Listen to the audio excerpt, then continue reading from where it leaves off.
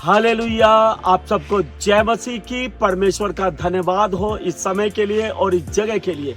इस समय मैं कसौली में हूं और आपको बेहतरीन बातें बताना चाहता हूं, जो जीवन की बातें हैं, जो उद्धार की और छुटकारे की बातें हैं। मैं आपको बताना चाहता हूं, हमारे देश के जो महापुरुष है हमेशा एक चीज की खोज में रहे हैं और वो है मोक्ष, मुक्ति। मोक्ष कैसे मिलेगा, मुक्ति कैसे मिलेगी, पापों से उद्धार कैसे मिलेगा। हमारे पूर्वज इस बात की खोज करते रहे। सबसे पहले तो मैं आपको बताना चाहता हूं मोक्ष क्या है, मुक्ति क्या है। जैसे ऋग्वेद बोलता है, मृत्योर्मा अमृतम गमे, मुझे मृत्यु के पश्चात जीवन की ओर ले चल। यानी कि वो मृत्यु के पश्चात दूसरी मृत्यु नहीं देखना चाहता, वो मृत्यु के पश्चात जीवन को देखना चाहता है। इसीलिए बोलता है, मुझे मृत्यु के पश्चात जीवन की ओर ले चल। मृत्यु के बाद एक और मृत्यु है, मैं आपको बताना चाहता हूं।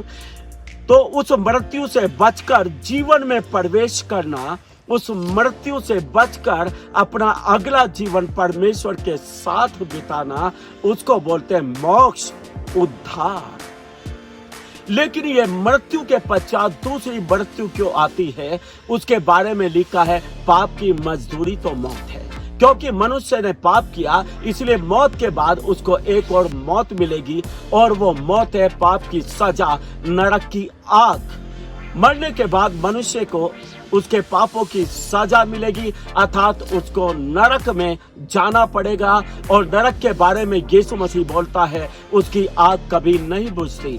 हमेशा की जलती हुई आग में मनुष्य की आत्मा को परमेश्वर डाल देगा, और वो आत्मा हमेशा उस नरक की आग में जलती जलती रहेगी। इसको दूसरी मृत्यु बोलते हैं, और इस दूसरी मृत्यु से छुटकारे को बोलते हैं मोक्ष।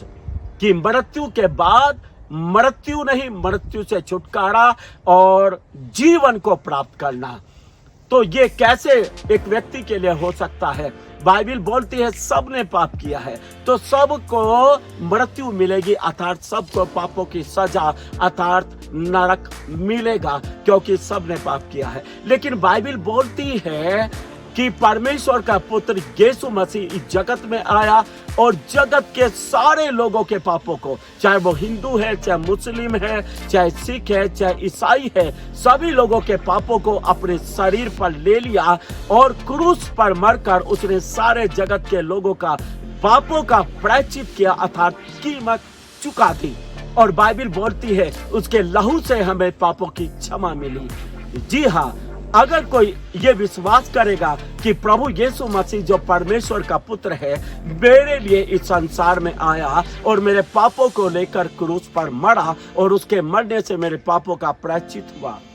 और दूसरी बात क्या है, वो मरा नहीं रहा, हमारे पापों का प्रायश्चित करके कीमत चुका के तीसरे दिन वो जी उठा, क्योंकि वो परमेश्वर है। और लिखा है, अनहोना है कि परमेश्वर मरे, और यीशु मसीह मरकर इसीलिए जिंदा हुआ मुर्दों में से, और वो आज भी जिंदा है। और जो कोई ये विश्वास करता है कि यीशु मसीह मेरे पापों का प्रायश्चित है और वो मेरे पापों के लिए क्रूस पर मारा तो गया, कब्र में गाड़ा तो गया, लेकिन तीसरे दिन जिंदा हुआ, और वो यीशु आज भी जिंदा है और अपने पापों से पश्चाताप करता है, प्रभु से माफी मांगता है, परमेश्वर यीशु मसीह के नाम में उसके पापों को माफ करता है। और जब पापों की माफी हो जाती है, पापों से मुक्ति मिल जाती है, तो अब आपको पापों की सजा नहीं मिलेगी। यानी मृत्यु के बाद आपको दूसरी मृत्यु नहीं मिलेगी, और मृत्यु से छुटकारे को बोलते हैं मोक्ष। आपको मोक्ष मिलेगा, पापों की सजा से छुटकारा, और इस जीवन के बाद आपको एक और जीवन मिलेगा जो स्वर्ग में होगा। आप अपने परमेश्वर पिता के साथ बिताएंगे, और वहां पर लिखा, फिर वहां पर ना तो कोई मृत्यु होगी, ना कोई पीड़ा होगी, ना विलाप होगा, और आनंद के साथ हम अपने परमेश्वर के साथ रहेंगे। इसी को बोलते हैं मोक्ष, इसी को बोलते हैं उद्धार। और आज अगर आप उद्धार चाहते हैं, मोक्ष चाहते हैं, एक छोटी सी दुआ आप मेरे साथ करें और परमेश्वर पर विश्वास करें कि उसने अपने पुत्र यीशु को क्रूस पर आपके लिए मार दिया, उसकी जान क्रूस पर दे दी गई ताकि आपके पापों का प्रायश्चित हो। इस विश्वास के साथ आप मेरे साथ दुआ करें, परमेश्वर आपको माफ करेगा। बोले, प्रभु यीशु, मैं विश्वास करता हूं आप मेरे पापों के लिए क्रूस पर मारे गए, कब्र में गाड़े गए, तीसरे दिन जिंदा हुए, आज भी जिंदा हैं और मेरे पापों को माफ करते हैं। आपने मेरे पापों की कीमत चुकाई प्रभु जी। मैं आपसे माफी मांगता, मैं मानता हूं मैं गुनाहगार हूं, मेरे गुनाह माफ कर दे और यीशु आज के बाद मैं गुनाह नहीं करूंगा। मैं अपने गुनाहों से तौबा करता हूं और प्रभु मुझ पर दया कर, क्षमा करके मुझे मुक्ति दे, मेरे जीवन में आए और मैं जीवन भर आपके साथ चलूंगा और फिर गुनाह नहीं करूंगा। ऐसी प्रार्थना जब आप मेरे पीछे करते हैं तो बोलें यीशु मसीह के नाम से आमीन।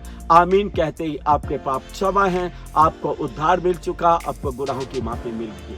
धन्यवाद, जय मसीह की। यीशु मसीह, मैं आपका धन्यवाद करता हूँ जब इन्होंने अपने गुनाहों की माफी आपसे मांगी है, आपने इनके गुनाहों को माफ किया है। आपका धन्यवाद उस उद्धार के लिए जो आपने इनके जीवन में दिया। और मैं परमेश्वर का दास, पिता, पुत्र, पवित्र आत्मा के नाम से इन्हें आशीषित करता हूँ। प्रभु आप इन्हें आशीषित करें, यीशु मसीह के नाम से आमीन। अधिक जानकारी के लिए हमारे दिए गए प्रेयर हेल्पलाइन नंबर पर आप 2400 घंटे कॉल कर सकते हैं।